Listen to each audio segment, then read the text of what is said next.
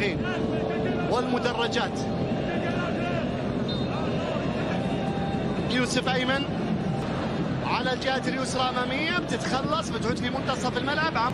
عادت الكرة مرة أخرى. أعتقد اللي أثرت يعني على محمد السيد هذا 18. الأهلي ضد الزمالك فاز 3. ترجع الكرة لناصر ماهر. ناصر ماهر هات وخذ، خلصت. الأهلي لو مررها بالذات لبيرسي تاو. رجعت الكرة في منتصف الملعب. خلونا نمدح حكامنا ونمدح عيالنا. عالية وأمامية بفاول وخطر. سأذهب للزميل يعقوب السعدي ومن ثم سنعود لركلات الترجيح. أيمن ملعوبة للنادي الأهلي، عرضية داخل منطقة الجزاء. المثلوثي بيخلصها، رجعت لأيمن. فاروق 3 نهائيات وأول